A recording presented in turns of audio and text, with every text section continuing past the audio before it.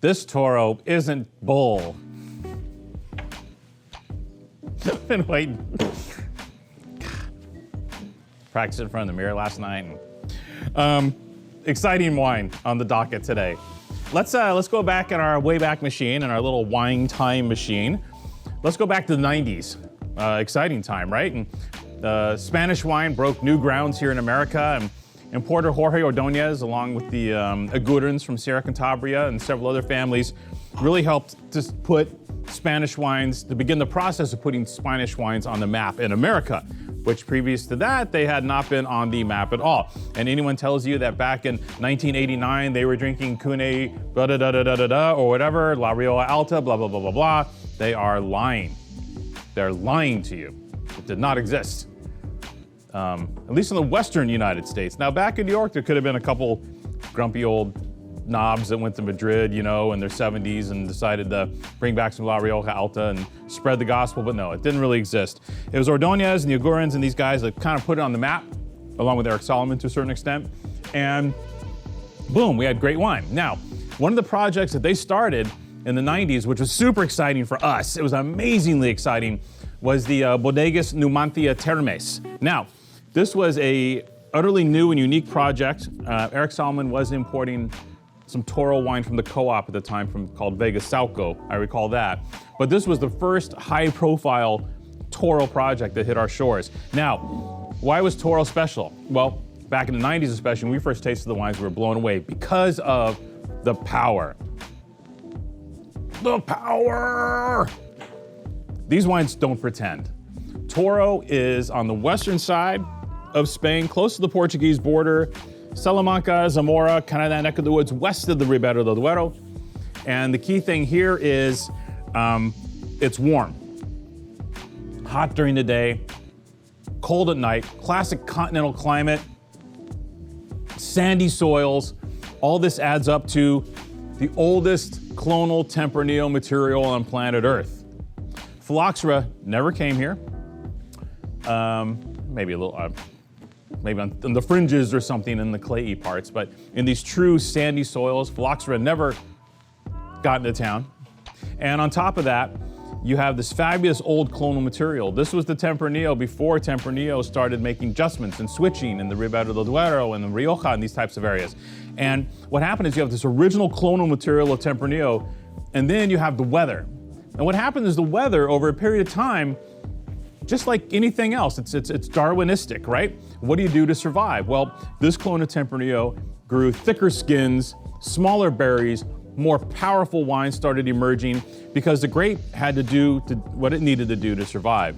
So this current version of Tempranillo, which is the oldest Tempranillo in Spain, is known as Tinta de Toro. And the vines here are remarkably old, up to 200 years old in this neck of the woods, with a lot of the material being in that 60, 70 to 100, 120 range, an abundance of older vineyards. So what happened is in 2008, Ordonez and Iguren sold Numantia, and then they both decided to start their own projects, which they did.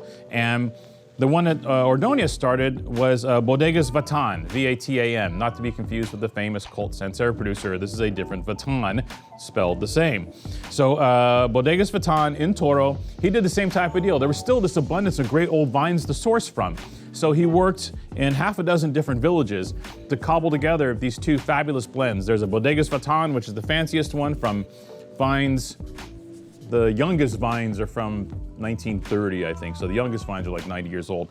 And then you have the Triton, which the youngest vines here are a spry 55 years old. Ridiculous.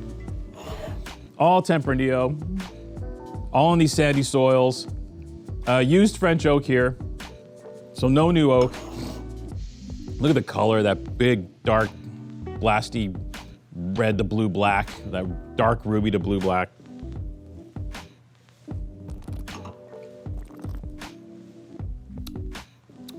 Delightful.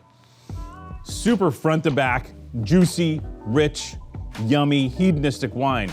But the key with the Ordonez project, after they ditched Numantia, was he wanted to try, him and the Igorans as well, to a certain extent, wanted to try and find some freshness, you know, the big keyword now, the big catchphrase, freshness in the wines. So he started looking at certain vineyards that were maybe a little higher elevation and or switching up the picking regimens. So you had this scenario, maybe you picked this batch a little earlier, you picked this one a little later and you blend it together. Much like they do with Sauvignon Blanc in the Napa Valley. They got an early pick, a late pick, you put them together, you have this wine of exquisite, perfect balance.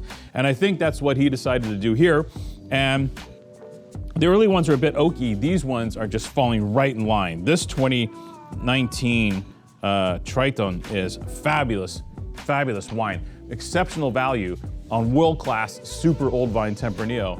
And the key is it's Ordonez, right? One of the kings of bringing value into the marketplace. Some of the greatest wine values on the planet have come through the Ordonez portfolio.